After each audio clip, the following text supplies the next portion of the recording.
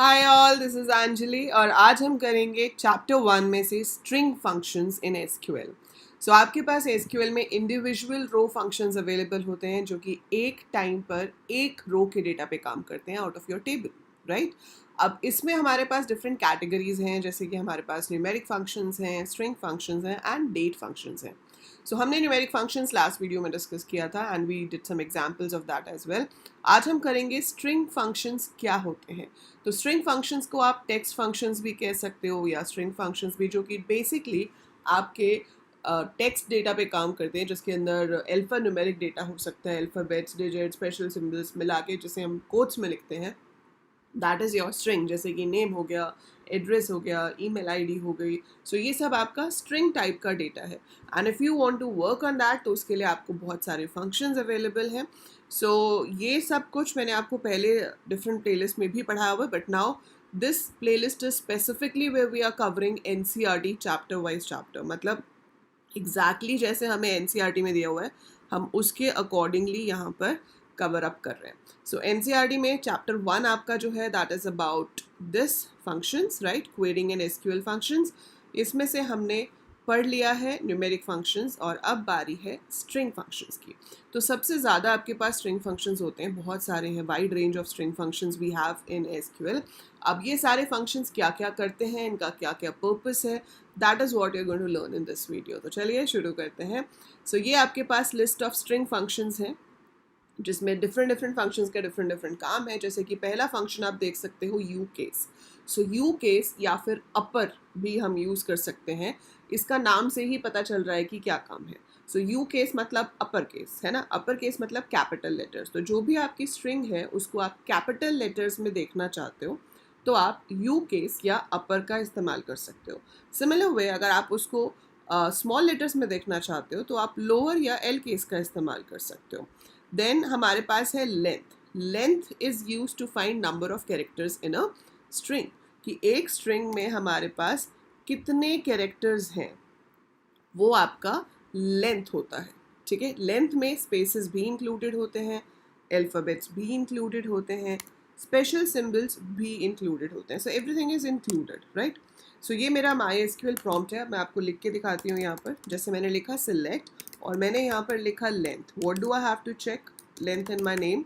So I write down my name and put a semicolon. So मेरे पास length आ गई। सो लेंथ क्या है? Total number of characters in the string. इसमें स्पेस भी इंक्लूडेड है। 6 लेटर्स मेरे फर्स्ट नेम में है, 6 लेटर्स मेरे लास्ट नेम में है, बीच में एक स्पेस है।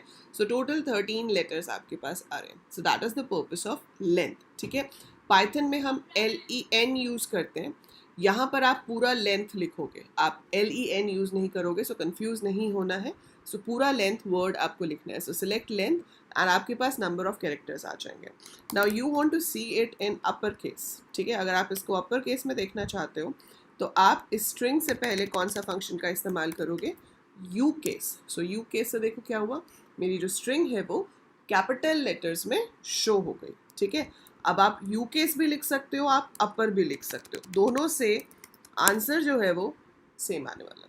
ठीक है, तो हम यू केस लिखें अपर लिखें एक ही बात है, it will give you the same result. अगर मैं यहाँ पर अपर की जगह लोअर कर देती हूँ सो मेरा पूरा का पूरा नाम स्मॉल लेटर्स में आएगा। तो मैंने ए और एल कैपिटल लिखा है लेकिन वो उसको भी स्मॉल करके शो कर रहा है। Similar way L case will also do the same thing. ठीक है, एल केस से भी वही चीज़ हो जाएगा। तो ये तो बड़े बेसिक से फंक्शंस थे, ये बेसिक से फंक्शन थे, बट बहुत इंपॉर्टेंट फंक्शंस हैं जिसके ऊपर 100% क्वेश्चन पेपर में आता है। वो है ये तीनों का काम सेम है, नाम अलग अलग है। क्या नाम है? मिड, सब स्ट्रिंग या सब STR। तो आप चाहे मिड लिखो, चाहे सब स्ट्रिंग लिखो, चाहे सब STR लिखो, they will give you the same result. So returns a substring of size n starting from the specified position of the string. If n is not specified तो वो लास्ट तक सारे नंबर देता है। मैं आपको समझाती हूँ इसका क्या मतलब है। पर तीनों में हमें एक स्ट्रिंग देनी होती है, एक स्टार्टिंग पोजीशन देनी होती है और नंबर ऑफ कैरेक्टर्स बताने होते हैं कि कितने कैरेक्टर्स हम स्ट्रिंग में से फेच करना चाहते हैं।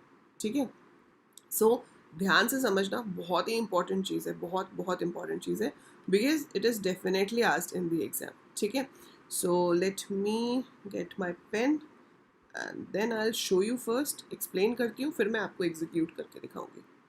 सो देखिए अब होता क्या है कि जब हम लिखते हैं मिड, तो ये कह रहा है कि मिड का जो सिंटेक्स आपको लिखना है वो ये होना चाहिए कि हम यहाँ पर मिड लिखें, है ना, और फिर हम यहाँ पर क्या लिखें, अपनी स्ट्रिंग का वैल्यू, जो भी स्ट्रिंग आपकी है, और अगर आप टेबल से फेच कर रहे हो तो आप कॉलम का नाम लिखोगे. सो आपने यहाँ पर मिड लिखा कंप्यूटर, लेट्स से, ठीक है. अब यहाँ पर आपको देना है स्टार्टिंग पोजीशन, जैसे मैं पुट निकालना चाहती हूँ इसमें से. सो यहाँ पर 1 2 3 4. सो पुट कौन सी पोजीशन से शुरू हो रहा है, 4 से. तो मैं यहाँ पर स्टार्टिंग पोजीशन क्या दूंगी, 4. कितने कैरेक्टर्स पिक कर रही हूँ मैं, 1 2 3, 3 characters I have to pick. So if I write this, तो ये 4th पोजीशन से शुरू करके मुझे 3 कैरेक्टर्स फेच करके देगा. सो हम क्या बताते हैं, स्टार्टिंग पोजीशन, कि कहाँ से सब स्ट्रिंग एक्सट्रैक्ट करनी है, मतलब किस पोजीशन से शुरू करना है कुछ कैरेक्टर्स को उठाने के लिए. सो आप किस पोजीशन से शुरू करना चाहते हो वो आप पहले बताते हो, और फिर आप बताते हो नंबर ऑफ कैरेक्टर्स. तो मैंने यहाँ पर नंबर ऑफ कैरेक्टर्स बताए 3, तो वो 3 कैरेक्टर्स पिक करेगा और आपका आउटपुट में आ जाएगा पुट, ठीक है. अगर मुझे OM चाहिए होता तो मैं स्टार्ट करती पोजीशन 2 से और 2 कैरेक्टर्स फेच कर ली थी, तो OM आ जाता, है ना. और अगर आप इसमें सिर्फ स्टार्टिंग पोजीशन देते हो और ये देते ही नहीं हो कि कितने कैरेक्टर्स फेच करना है, यू डोंट स्पेसिफाई कि how many characters you want to fetch, तो वो पूरा का पूरा ही फेच कर लेता है लास्ट तक. सो इस पोजीशन से शुरू करके जब तक स्ट्रिंग खत्म नहीं होती, सारा का सारा फेच होकर आ जाएगा. सो इट विल फेच एवरीथिंग, ठीक है. सो आई विल शो यू. तो मैं यहाँ पर लिखती हूँ सिलेक्ट मिड, और मैंने यहाँ पर लिखा कंप्यूटर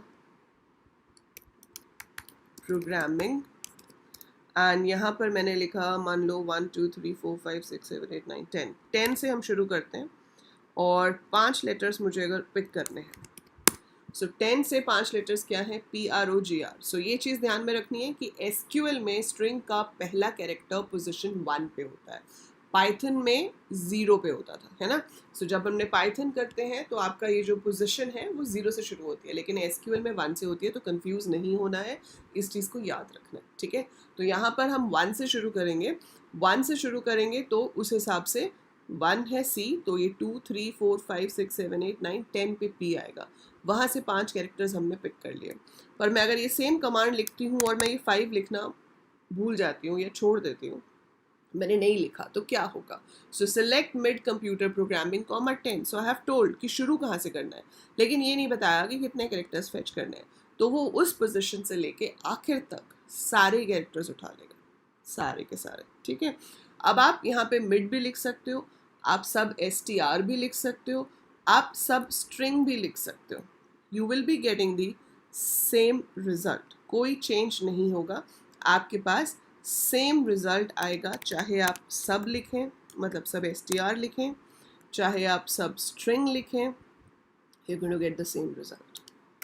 सो इतनी बेसिक सी चीज़ है ये. अब इस पूरी कहानी में एक थोड़ा सा ट्विस्ट है.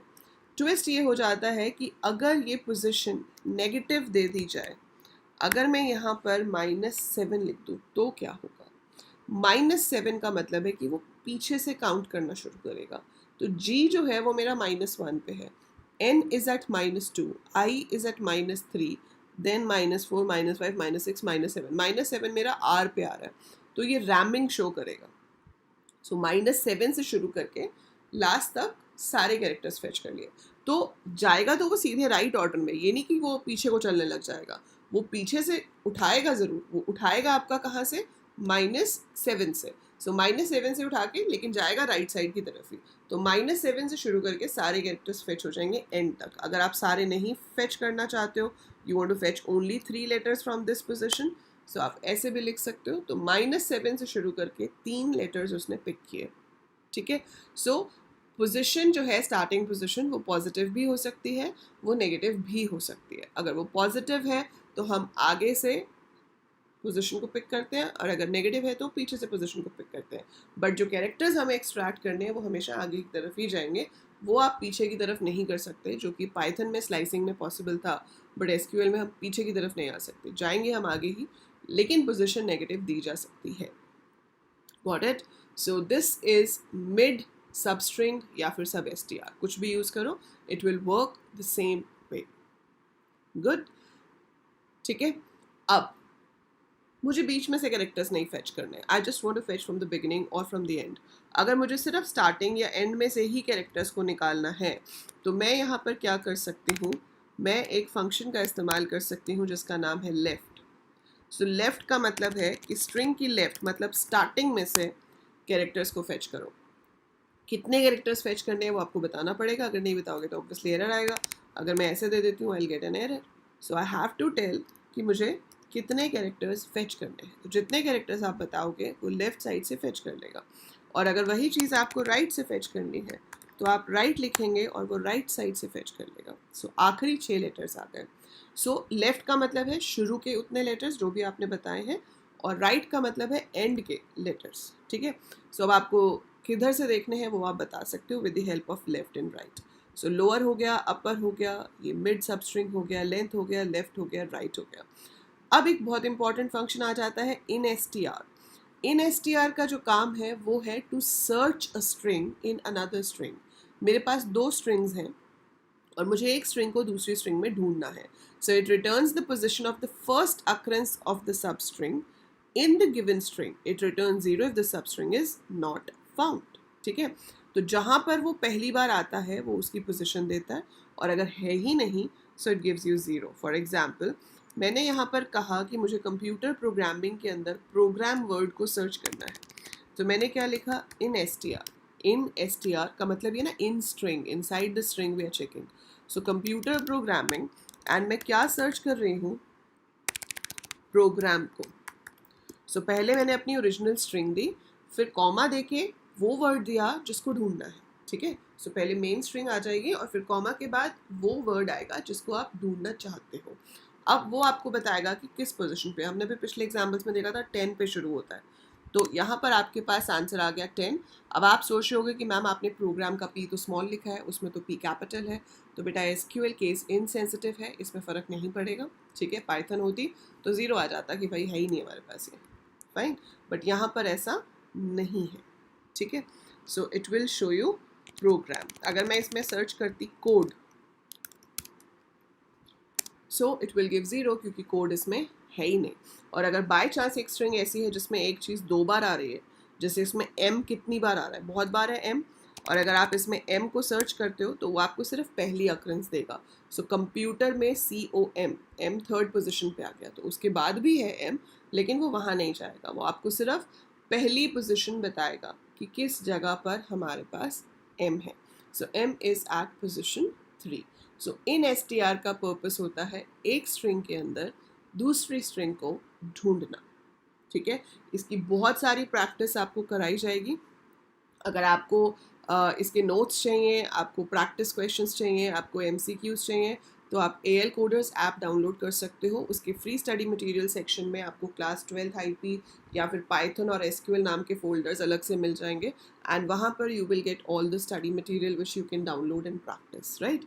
सो ये तो हो गया हमारा इन str. अब आखिरी जो फंक्शंस हैं 3 वो एक ही फैमिली को बिलोंग करते हैं, दैट इज ट्रिमिंग. ट्रिमिंग का मतलब होता है ट्रिम, काटना किसी चीज़ को, है ना, ज़रूरत के हिसाब से रखना, बाकी का हटा देना, that is called trimming. So trimming में हमारे पास एल ट्रिम है, आर ट्रिम है और ट्रिम है. सो नाम से पता चल रहा है ट्रिम का मतलब है दोनों तरफ से ट्रिम कर दो, और एल ट्रिम का मतलब है सिर्फ लेफ्ट साइड से, आर ट्रिम का मतलब है सिर्फ राइट साइड से. सो अगर मैं यहाँ पर शो करती हूँ सिलेक्ट लेंथ ऑफ, मैंने स्ट्रिंग के पहले कुछ स्पेसेस दे दिए और फिर मैंने लिखा hello and then I write everyone. बीच में भी मान लो मैंने 3 स्पेसेस दिए हैं और इसके पीछे भी कुछ स्पेसेस दिए हैं. Now I press enter. So its length is 27 क्योंकि ये आगे के स्पेसेस को भी गिन रहा है, बीच वाले स्पेसेस को भी गिन रहा है और पीछे वाले स्पेसेस को भी गिन रहा है.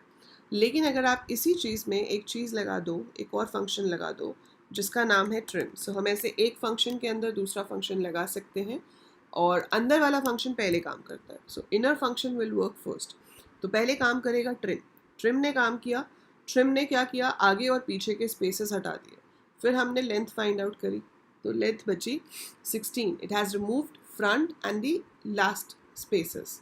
बीच वाले स्पेसेस को ये कुछ नहीं करता. अगर आप एल ट्रिम करते तो वो सिर्फ लेफ्ट साइड के स्पेसेस को हटाता, और अगर आप आर ट्रिम करते तो वो सिर्फ राइट साइड के स्पेसेस को हटाता। So trim removes extra spaces from both the sides.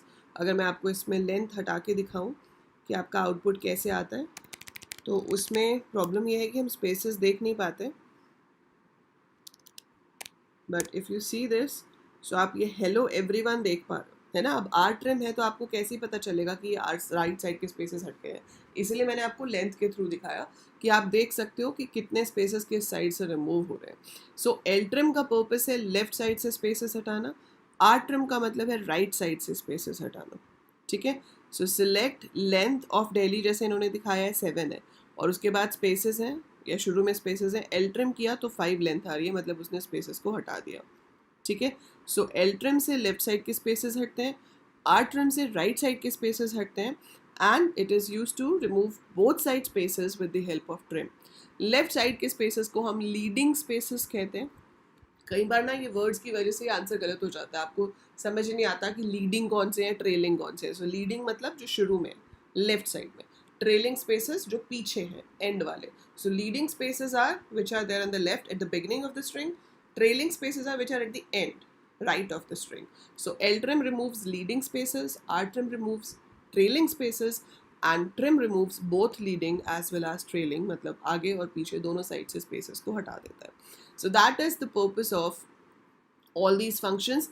ये functions बहुत ही इंपॉर्टेंट है क्योंकि इसके बहुत सारे क्वेश्चन आपको एग्जाम में आते हैं, और आपको क्वेश्चंस दो तरीके से आ सकते हैं, या तो आपको आउटपुट क्वेश्चन आ जाएगा, ठीक है। इनफैक्ट 3 तरीके से आ सकते हैं, या तो कोड लिखा होगा, आपसे बोलेंगे कि आउटपुट बताओ इसका। दूसरा, आपको क्वेरी लिखनी होती है तो क्वेरी में यूज़ हो सकता है कहीं पर, ठीक है, वो मैं अभी एग्जाम्पल कराऊंगी तो आपको बताऊंगी उसमें। और तीसरा, आपको लिखने के लिए आ सकता है कि explain the use of trim function, explain the purpose of in S T R, ठीक है। तो आपको उसको एक्सप्लेन करना होगा, वो आंसर्स कैसे लिखने हैं, पेपर प्रेजेंटेशन कैसे होगी, किस तरीके से आप थियोरेटिकल आंसर्स लिखोगे, वो सब मैं आपको कराऊंगी। So you don't have to worry about it. So अभी के लिए आप इस वीडियो को अच्छे से देखें, एक बार और देखो अच्छे से समझने के लिए, ठीक है, और प्रैक्टिस करके देखो, जैसे मैंने आपको रन करके दिखाया आप रन करके देखो, क्योंकि जितना आप रन करके देखोगे उतना ही आपको अच्छे से समझ में आएगा, राइट। और इसमें जो एग्जाम्पल दिया हुआ है वो मैं आपको नेक्स्ट वीडियो में एक्सप्लेन करूंगी कि what exactly are they doing in example 1.3। सो इनके एग्जाम्पल में ये डेटा उठा रहे हैं टेबल से, मैंने आपको डायरेक्ट स्ट्रिंग लेके एग्जाम्पल्स करके दिखाए थे। सो ये टेबल वाला जो डेटा है ये मैं आपको नेक्स्ट वीडियो में दिखाऊंगी। सो अभी तक आप इसको अच्छे से देखिए, और नेक्स्ट वीडियो में देखो कि किस तरह से हम ये ऑपरेशंस परफॉर्म कर सकते हैं while we are fetching data from the table.